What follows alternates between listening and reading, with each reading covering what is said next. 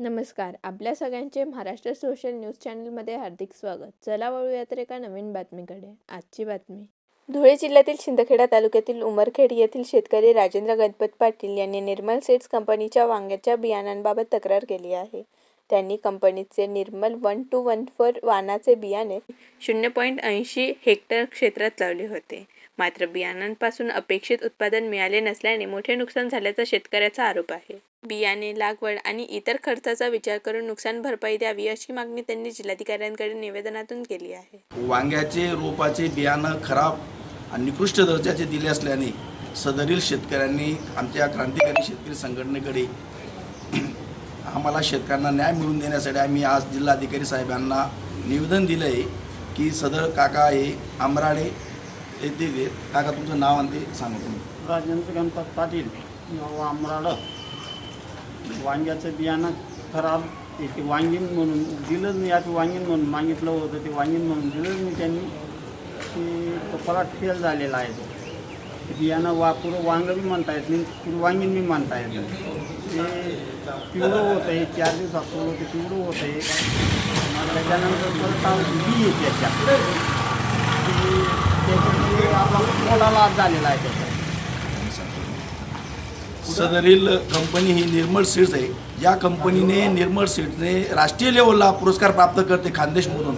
आम्ही स्वागत करतो निर्मल सीड्सचे. आणि बालाजी रोपवाटिका बोरीस यांच्याकडून निर्मल सीड्स कंपनीचं बियाणं रोपवाटिकाचे 4600 रोपं त्यांनी घेतले वांग्याचे. ते रोपं त्यांनी लागवड केल्यामुळे त्यांचं झालेलं नुकसानीचं पंचनामा झाला. पंचनामा होऊनही सदर कंपनी आणि नर्सरी जे मालक आहेत त्यांचं असं म्हणणं आहे की तुम्हाला जिथं पडेल तिथं न्याय मागा. आता शेतकऱ्यांना न्याय मागण्यासाठी फक्त जिल्हाधिकारी कृषी विभाग हे 2च दरवाजे आहेत. हे 2 दरवाज्यांवर राज्य शासनाने आणि केंद्र शासनाने जर झालेल्या नुकसानीवर शेतकऱ्यांच्या प्रती कुठलाच कायदा केलेला नाही. कारण की कायदा केला असता तर त्यांना शेतकऱ्यांना भरपाई मिळाली असते. त्यांचं असं म्हणणं की 10 प्लॉटमधून 1 प्लॉट खराब झाला की आम्ही भरपाई देऊ शकत नाही.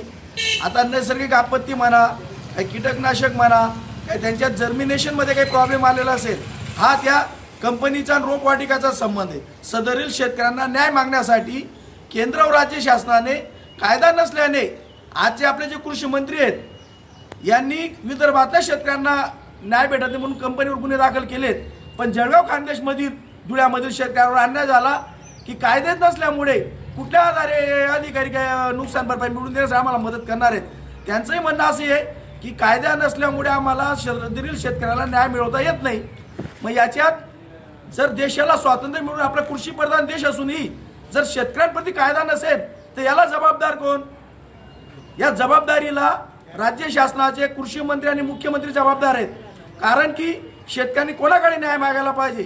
न्याय जर भेटत नसेल, आज हे जिल्हाधिकारी कार्यालयावर बसलेत, जर उद्या परवा 8-10 दिवसात जर कंपनी निर्मल सीड्स आणि बालाजी रोपवाटिका यांनी दोघांनी मिळून सदरील शेतकऱ्याला न्याय देण्याची तत्परता दाखवली, अन्यथा तत्परता दाखवत नसतील तर याच्या पुढे इथं बिडार आंदोलन कृषी विभागाच्या जवळ करतील.